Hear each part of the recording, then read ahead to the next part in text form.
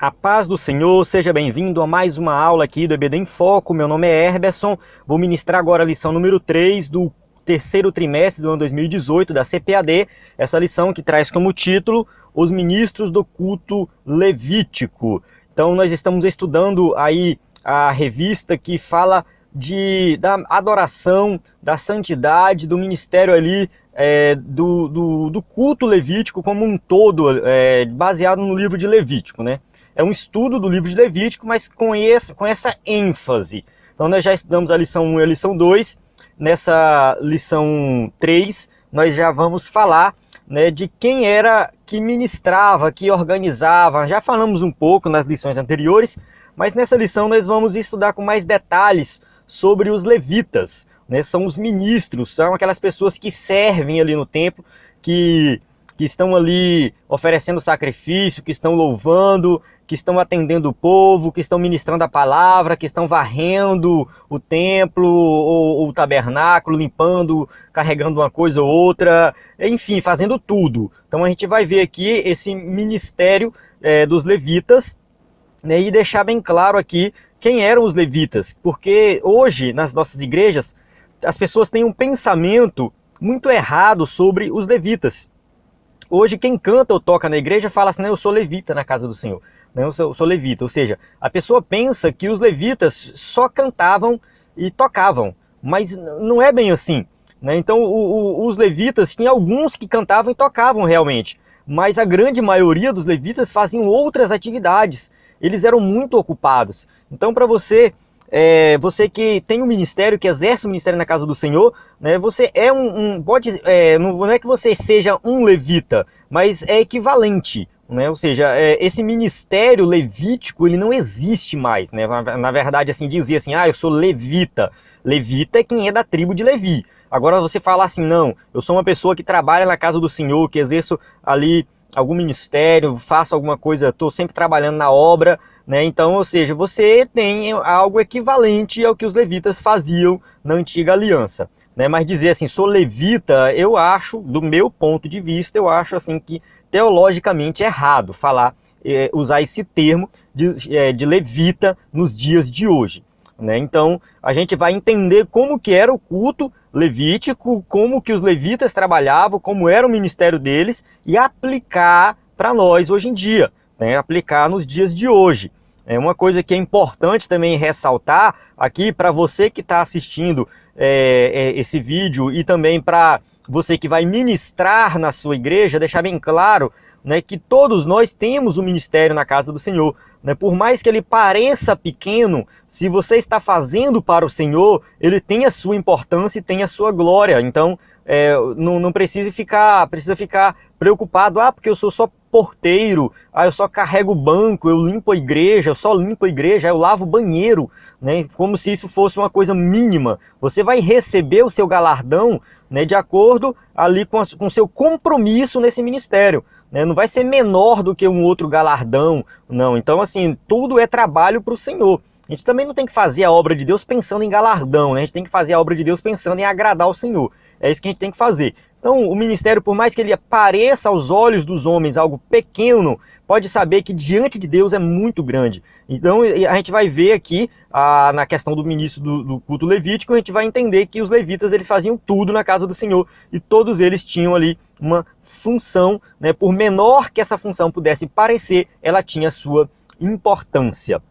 Então vamos lá começar aqui a nossa aula, né? Só antes aqui de começar, eu vou falar para você que acessar o site do EBD em Foco para baixar o slide, né? Caso você queira usar esse slide na sua igreja, é só entrar no site do EBD em Foco, ebdemfoco.com.br, tem o link aí na descrição.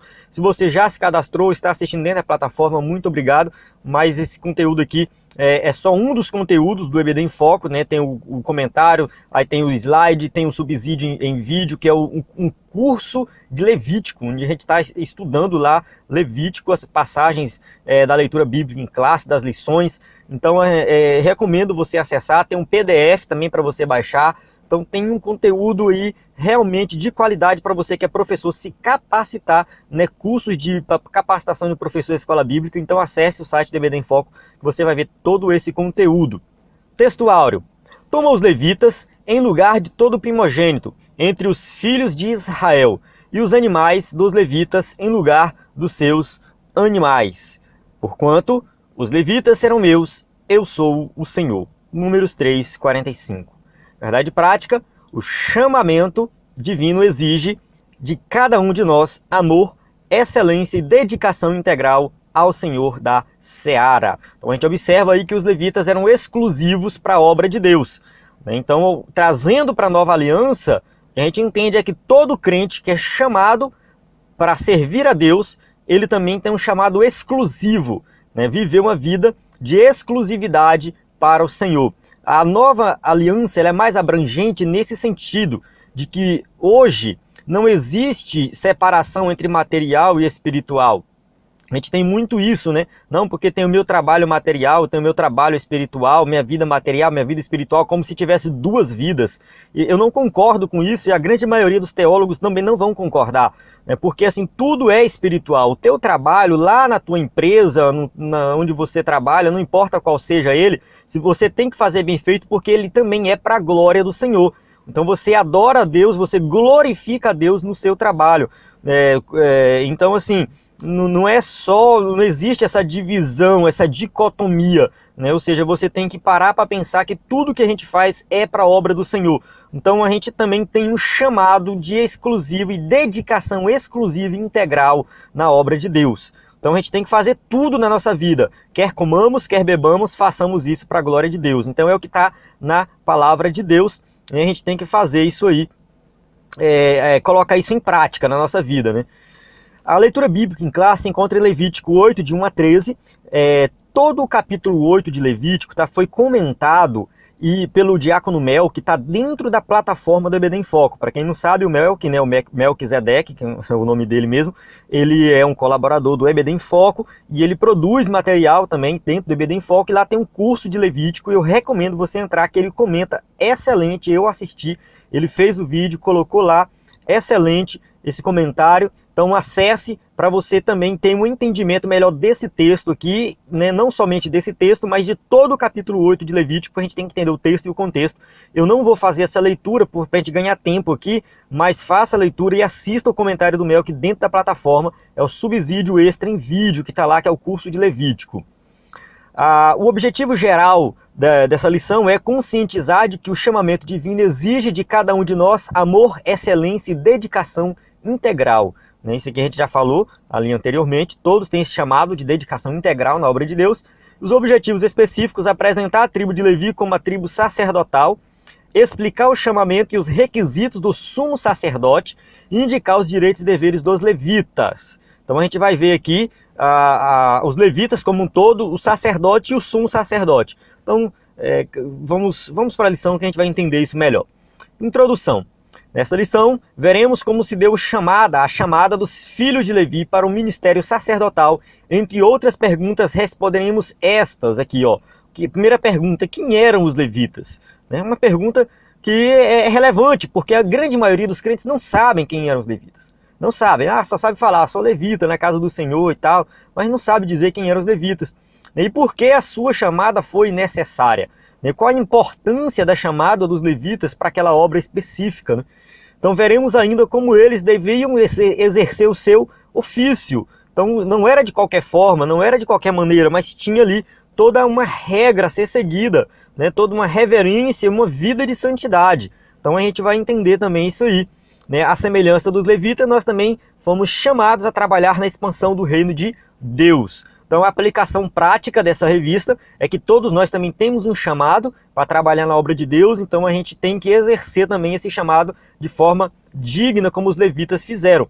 Atuamos como nação santa, profética e sacerdotal, né? Nós somos aí uma geração eleita, assim como Israel também foi um povo escolhido de Deus para exercer esse ministério santo, profético, sacerdotal. Hoje a igreja também tem esse papel, nós fazemos parte, nós somos a igreja, como um todo, proclamando o evangelho e intercedendo tanto pelos crentes quanto pelos que ainda não creem. Então nosso ofício é pregar o evangelho, fazer a obra de Deus, né, tanto para os de dentro como para os de fora. Então é uma lição que, apesar de ser um tema relacionado ao Antigo Testamento, as aplicações práticas para nós elas são bem relevantes e bem atuais. Levi, a tribo sacerdotal. O nascimento de Levi.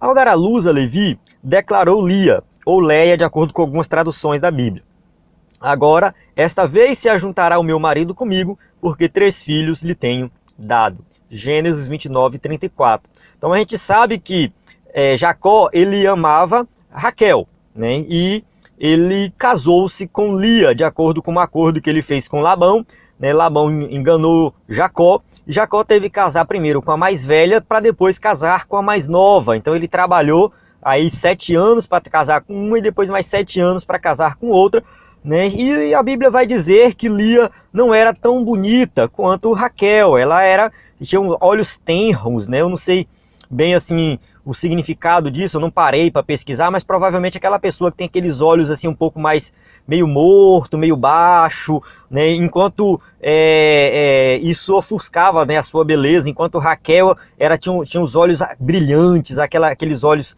mais belos, talvez era uma pessoa mais sorridente, né, uma pessoa mais alegre, não sei, é o que dá a entender no texto bíblico. Então Jacó se apaixonou por Raquel, ele amava Raquel, mas de acordo com Labão, ele tinha que casar primeiro com Lia, né? E aí Lia, ela tinha muitos filhos, então ela teve ali um filho, depois teve outro, se eu não me engano o primeiro foi ali Ruben, né? Depois Simeão, acho que Simeão, Levi e Judá.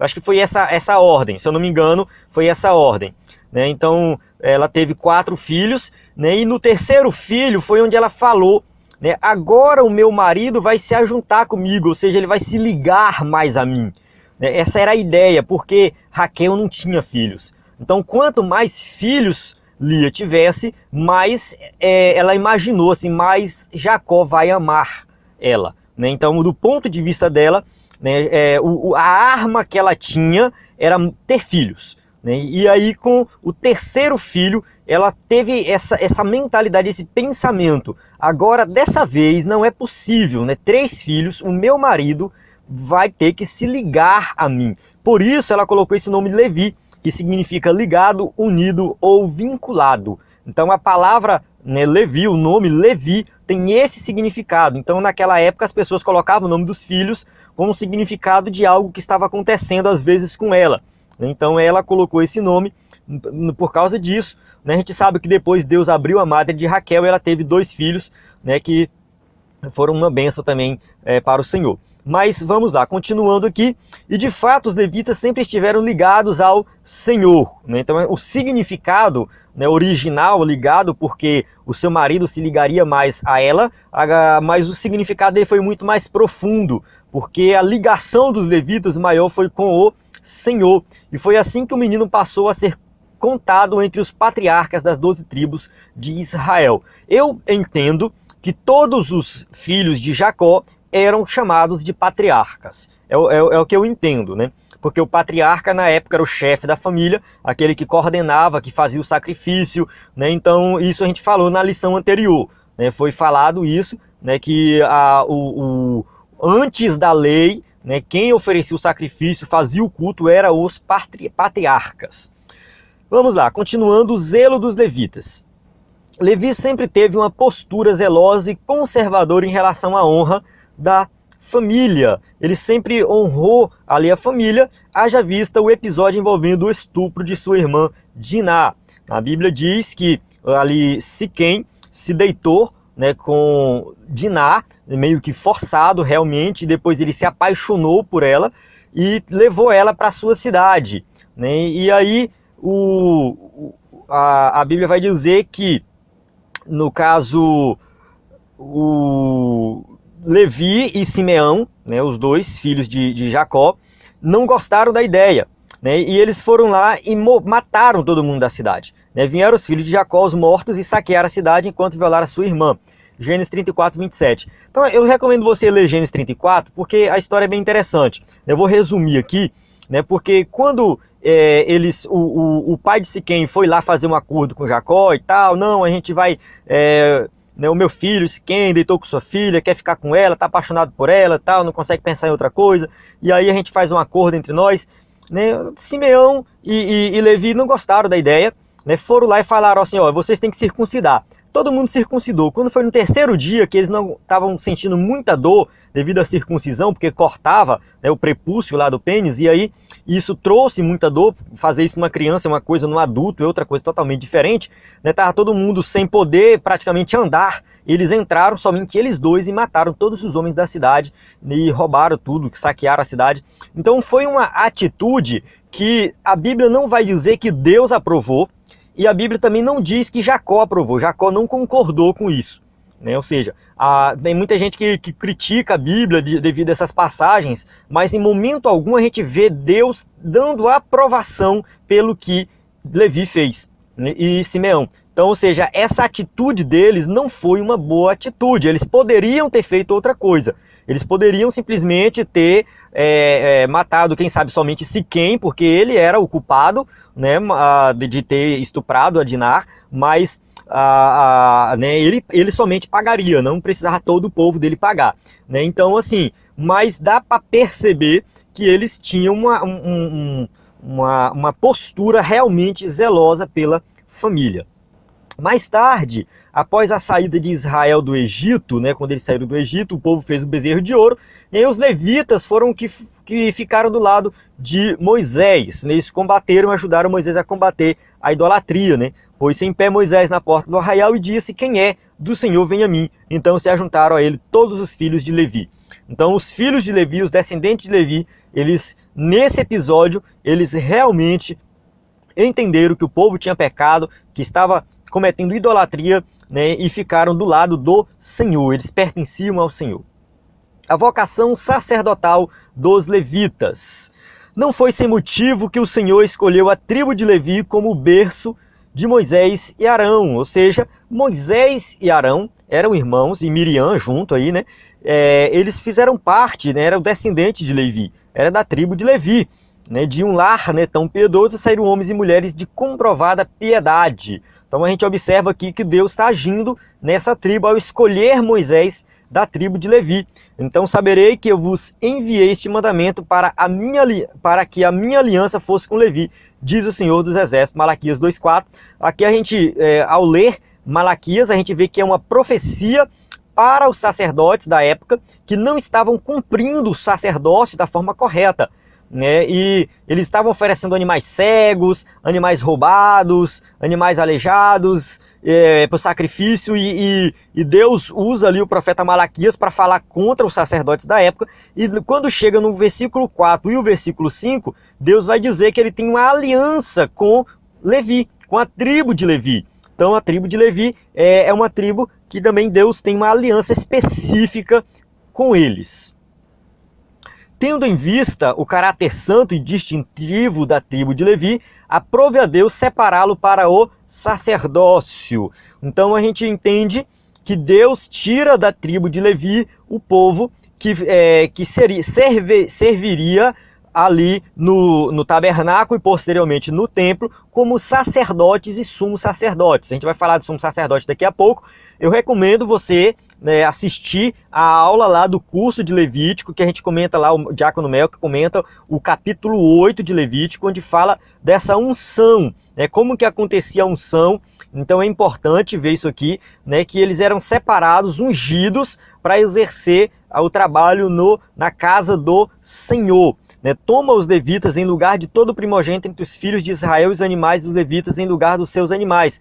Porquanto os levitas serão meus, eu sou o Senhor. Números 3:45. Então a gente observa aqui que os levitas, eles estavam ali separados para fazer a obra do Senhor. Os levitas serão o quê? Meus, né? Porque os levitas serão meus, eles pertencem ao Senhor. Então aqui no versículo 12 de Números 3:12, ele fala assim: e eu, eis que tenho tomado os levitas do meio dos filhos de Israel, em todo o lugar, em lugar de todo primogênito. Vamos parar aqui, ó. Ao invés de cada família entregar o seu primogênito ao serviço divino, o que aconteceu? Né? A tribo de Levi foi apartada das demais para dedicar-se inteiramente a Deus. Então, a gente observa que Deus existia em Israel a oferta das primícias, o primogênito, o primeiro, era sempre levado como oferta lá no tabernáculo e no templo, ou seja, era oferecido ao Senhor. Agora, quando se trata das pessoas, né, ou seja, todo o primogênito das pessoas poderiam também, no caso, ser oferecido ao Senhor. Isso Deus poderia fazer dessa forma, escolher de cada família o primogênito para servir ao Senhor no templo. Só que isso poderia trazer uma certa bagunça, vamos colocar assim, né? Ia ficar um pouquinho mais complexo e mais complicado. Dessa forma, no lugar de pegar cada um primogênito, né, das famílias, Deus escolheu logo uma tribo e colocou os levitas como sendo essa oferta, né, a oferta do primogênito, ou seja, vocês serão inteiramente meus. É assim que Deus faz e escolhe a tribo de Levi para servir 100% ali ao Senhor. Os levitas, pois, foram concedidos como dons a Israel, assim como os obreiros de Cristo foram entregues com o mesmo objetivo à igreja. Então nós temos um paralelo aqui, da mesma forma que está lá os levitas servindo exclusivamente ao Senhor, os obreiros de hoje também têm essa função, né, de servir ao Senhor de forma completa. Segundo tópico, o sumo sacerdote. Então falamos aí dos levitas como um todo, né, os descendentes da tribo de Levi, eles foram separados para servir na casa do Senhor, né, toda a tribo de Levi, e enquanto as outras tribos não tinham esse privilégio, né, somente a tribo de Levi tinha esse privilégio, né, e foram ali separados para servir na casa do Senhor como um todo. Agora vamos falar especificamente do chefe dos sacerdotes, que é o sumo sacerdote. Eles eram o quê? Descendentes de Arão.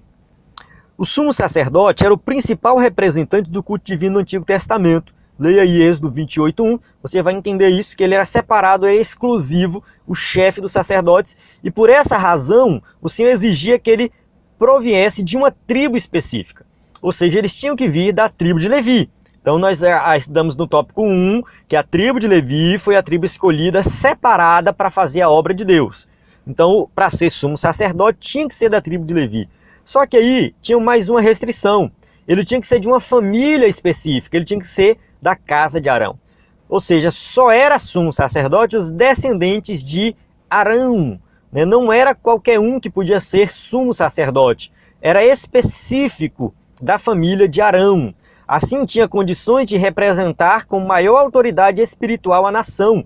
Era uma dupla escolha que era realizada ali, né? Era símbolo da plenitude espiritual requerida pelo Deus de Israel. Então, o sumo sacerdote, ele era um personagem muito importante no Antigo Testamento, né? Ele representava realmente o povo diante de Deus, ele tinha ali os olhos da nação voltados para o sumo sacerdote, ele tinha que dar exemplo, né? Ele era símbolo, ele representava realmente essa plenitude espiritual, a santidade que Deus queria do seu povo. O sumo sacerdote oferecia sacrifícios pelos pecados do povo. Então, uma vez por ano tinha ali o dia que faziam um sacrifício, uma expiação dos pecados nacional, onde acontecia a expiação dos pecados de todo o povo de Israel. Então, portanto, ele fazia essa intermediação entre o povo, né, de Israel e o Santíssimo Deus. Ele estava no meio do caminho, o intermediador entre o povo e Deus. Porque todo sumo sacerdote tomado dentre os homens é constituído a favor dos homens nas coisas concernentes a Deus, para que ofereça dons e sacrifícios pelos pecados. Hebreus 5:1. Então, no livro de Hebreus vai falar bastante do sacerdote, né, e a gente vê que ele tinha essa função de estar ali como mediador entre o homem e Deus. E nós já até falamos disso na lição anterior, mas temos que continuar falando. Hoje Jesus é o nosso sumo sacerdote, é o nosso mediador. Ele morreu por nós na cruz do Calvário, se identificou com os pecadores, recebeu os nossos pecados, mas ao mesmo tempo ele é Deus, né? Ele pagou o preço e o seu sacrifício foi aceito, né? Então nós obtemos perdão por meio do sacrifício de Cristo, e tudo que nós precisamos para chegar ao Pai, nós precisamos passar primeiro pelo Filho. Nós sempre falamos em nome de Jesus, porque representa essa mediação, né? Ou seja, Cristo é o nosso mediador, nós não precisamos mais de sacerdote humano, de um sumo sacerdote humano. Nós temos Cristo, que é o nosso supremo sumo sacerdote. Ungido para o ofício.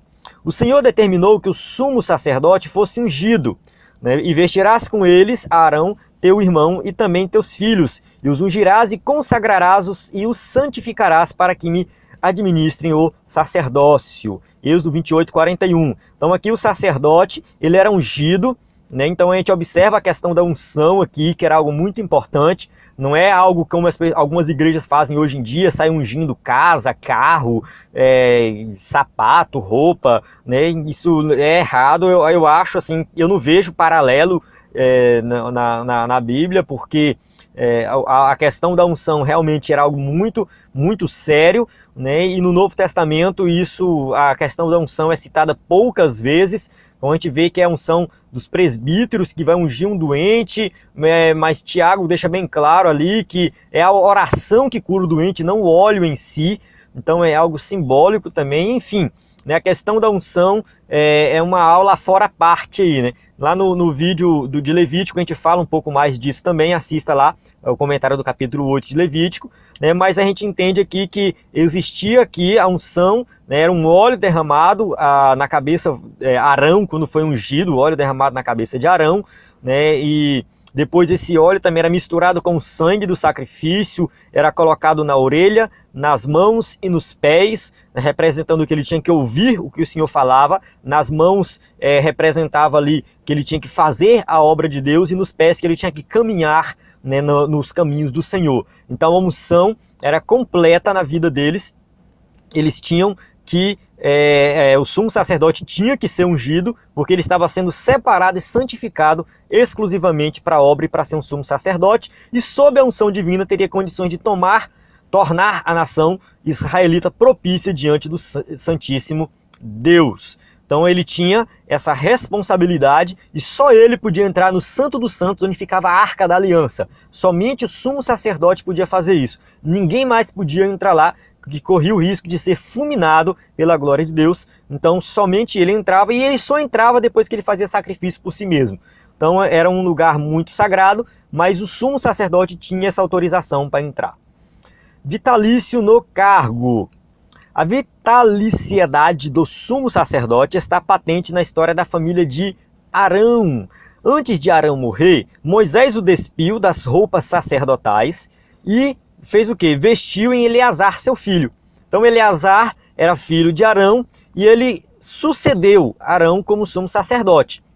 Então a sucessão aí do sacerdócio, do sumo sacerdote, e a Bíblia diz que ali Arão morreu, né? Subiram no monte, tirou as roupas, vestiu em Eleazar, e Arão morreu, e Eleazar assumiu como sumo sacerdote, e quando Eleazar morreu, ele foi substituído por seu filho Finéias.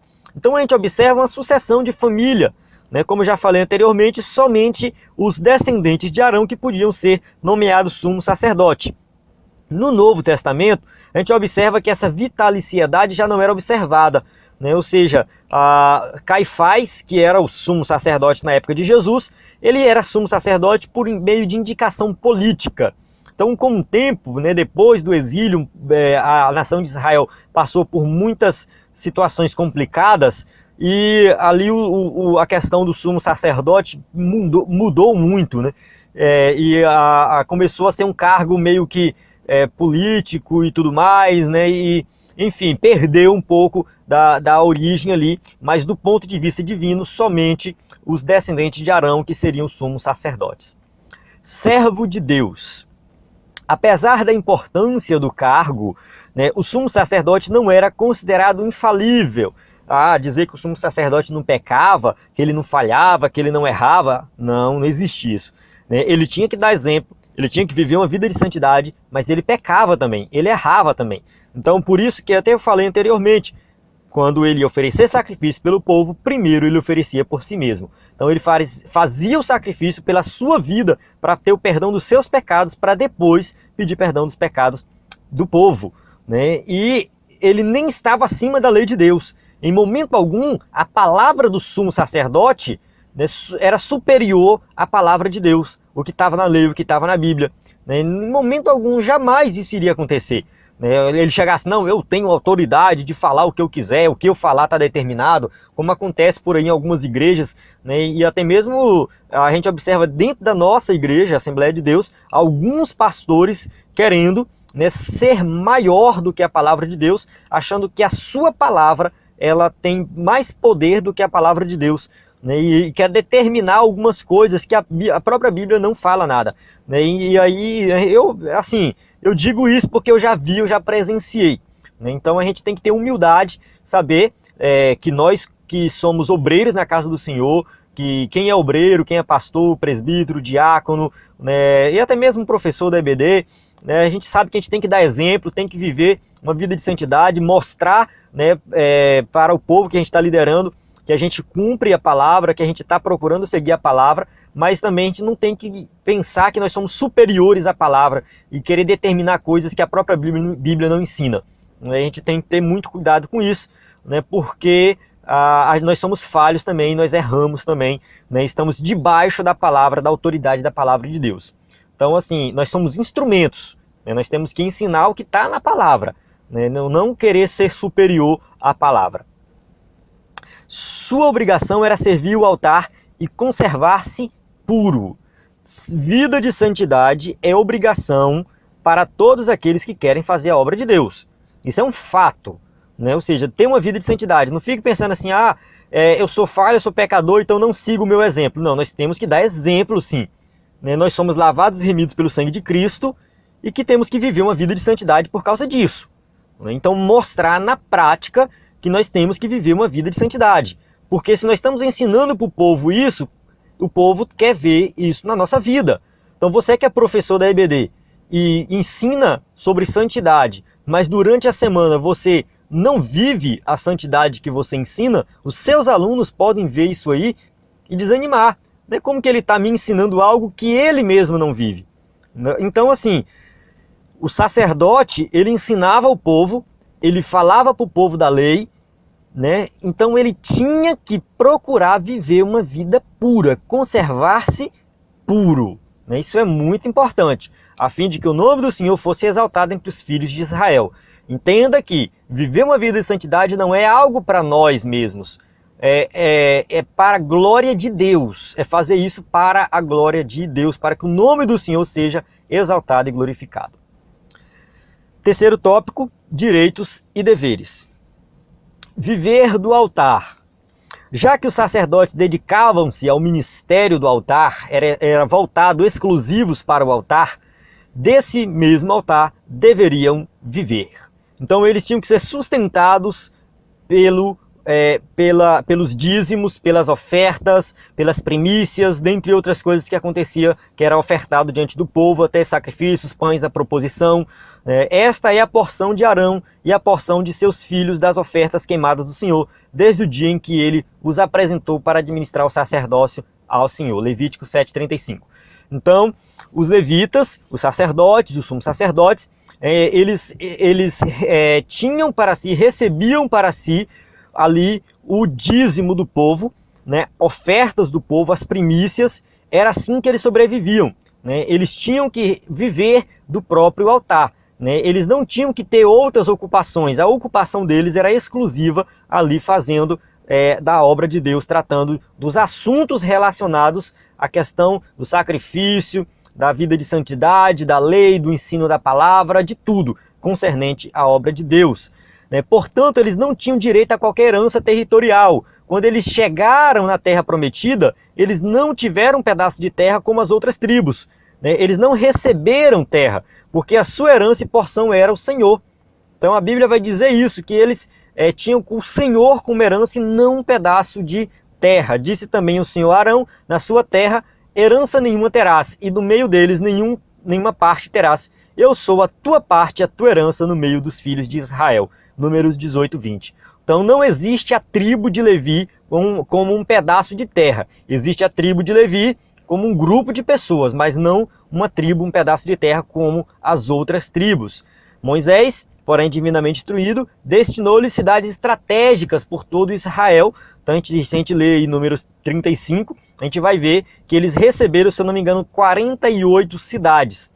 Dessas 48 cidades, algumas serviam como cidade de refúgio. Quando alguém matava uma outra pessoa acidentalmente, para que ele não fosse vingado por alguém da família, ele fugia para essa cidade de refúgio, que uma dessas cidades, algumas delas eram cidades dos levitas, né, que serviam como cidade de refúgio, né, mas assim, apesar deles não terem um pedaço de terra específico, tinham cidades específicas que pertenciam aos levitas.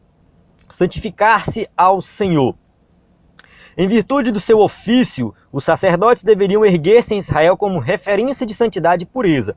Aquilo que eu já falei anteriormente.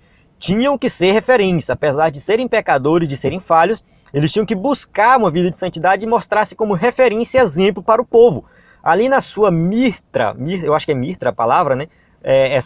Esse chapéu aí que ficava na cabeça deles, né? Tinha uma faixa de ouro e estava escrito santidade ao Senhor. Era o que estava escrito, eles carregavam isso na cabeça. Então eles tinham que viver uma vida de santidade. O sumo sacerdote, ele realmente era um exemplo para toda a sociedade. Então o sacerdote, né, caso o sacerdote profanasse o seu ofício, ele seria punido com todo o rigor. Então a gente vê os filhos de Arão que ofereceram fogo estranho diante do altar do Senhor e morreram queimados. Então a gente vê aí que a punição para o sacerdote que não fizesse da forma correta poderia ser até a morte. O Senhor poderia matar caso ele não fizesse da forma correta. Então ofereceram fogo estranho, não fogo que Deus mandou oferecer. Tornar-se uma referência espiritual e moral. Os sacerdotes, por serem responsáveis pela aplicação da lei de Deus, eles tinham a obrigação de ser uma referência espiritual, moral e ética para os filhos de Israel. Então eles tinham essa responsabilidade, né? Eles tinham que mostrar-se diante da sociedade, diante do povo de Israel, né? De forma assim diferenciada, tinha que ser referência espiritual, moral e ética, exemplar para toda a sociedade. Os filhos de Eli, em consequência de seu proceder, tornaram-se um péssimo exemplo aos israelitas.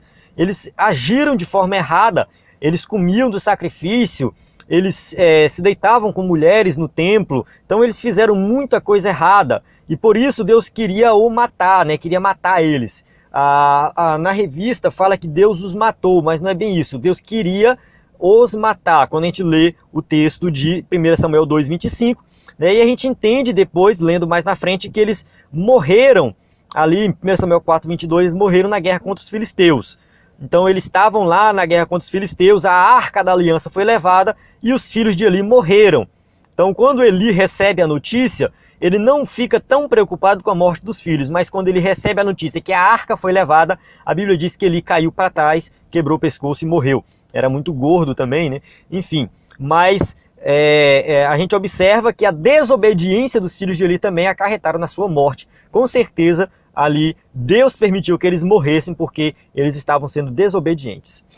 Andemos, pois, em santidade e pureza diante do Senhor, pois ele continua a exigir santidade de todo o seu povo. Mas como é santo aquele que vos chamou, sede vós também santos em toda a vossa maneira de viver. 1 Pedro 1,15. Assim como Deus exigia santidade dos sacerdotes na antiga aliança, Deus exige santidade de nós hoje em dia. Porque nós agora também temos acesso aí ao Santo dos Santos, nós temos acesso a Deus, nós fomos chamados para uma obra exclusiva, para viver integralmente para o Senhor. Então, os levitas, né, a aplicação aí para nós é que todo crente tem um chamado, todo crente tem que viver em santidade, todo crente tem que dar exemplo. Não existe essa, né, que somente o pastor, os presbíteros, os diáconos têm que dar exemplo. Todo crente tem que dar exemplo. É claro que quem está na frente, como pastor, como presbítero, como diácono, como professor da EBD, realmente tem uma atenção maior. No entanto, o chamado é para todos e a vida de santidade é para todos. Então a gente chega aqui na conclusão, o sacerdócio levítico era glorioso, seus membros eram considerados príncipes de Deus, todavia o Senhor Jesus Cristo é superior ao sacerdócio levítico, pois ele é eterno. Então a gente observa que tudo aquilo no Antigo Testamento cumpriu-se em Cristo, ele é o nosso sumo sacerdote por excelência, né, porque ele ofereceu o sacrifício de si mesmo uma vez por todas. Quanto a nós, somos uma nação santa, profética e sacerdotal, pois recebemos a incumbência de proclamar o Evangelho e interceder pelos que perecem. Então nós temos essa obrigação de pregar o Evangelho, de cumprir o nosso chamado para o reino de Deus. Portanto, sirvamos ao Senhor com todo o nosso ser, para que através da nossa vida venha o reino de Deus a este mundo que jaz no maligno. Então a gente tem que fazer a diferença, viver uma vida de santidade, pregar o evangelho, nós temos que agir, a igreja tem que agir. Quando a igreja age, quando a igreja faz algo diferente, né, quando eu falo igreja, eu falo todo o povo de Deus, né, a igreja está agindo, fazendo a diferença, a gente observa essa mudança na sociedade, a violência diminui, né, a gente vê mais pessoas fazendo coisas certas, a gente vê o evangelho se expandindo, a gente vê resultado. Olha para a igreja primitiva, era uma igreja que servia, todo mundo vendia tudo, distribuía igualmente entre os outros, acolhia o necessitado, fazia a obra de Deus por completo, uma missão verdadeiramente integral. E a gente vê a mudança de vida, transformação, salvação acontecendo. Então a igreja hoje, quando ela faz a diferença, pessoas são salvas, né? E a obra de Deus se expande cada vez mais, o reino de Deus se expande. Então a gente vê crescendo o número de igrejas, mas a gente não vê uma mudança real na sociedade brasileira. Então nós temos que orar a Deus para que haja essa mudança, para que a igreja realmente faça a diferença. A paz do Senhor, eu encerro aqui a aula, né? A gente vai aqui avançar somente para as perguntas, né, caso você use o slide na sua igreja. Né, continuo reforçando aqui o convite para acessar o site do EBD em Foco, onde tem vários cursos de capacitação. Né? Então eu encerro aqui a aula. Né, na próxima aula nós vamos continuar estudando aí a lição número 4. Não deixe de assistir a próxima aula. Acesse o EBD em Foco, o conteúdo do EBD em Foco, e que Deus possa lhe abençoar para você ministrar uma aula de excelência na sua classe. A paz do Senhor, até a próxima aula.